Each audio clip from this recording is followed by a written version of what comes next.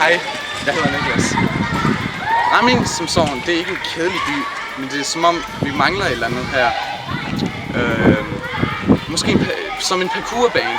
I stedet for, at mange unge, de skulle sætte sig selv ud for den her farme og måske kravle op på tagene, få skæld ud af lærerne for at gøre det, deres forældre, der hele tiden fortæller dem, nej, nu skal I passe på osv. Så have en parkourbane. Ligesom Esbjerg eller Kolding, Gørding for den sags skyld.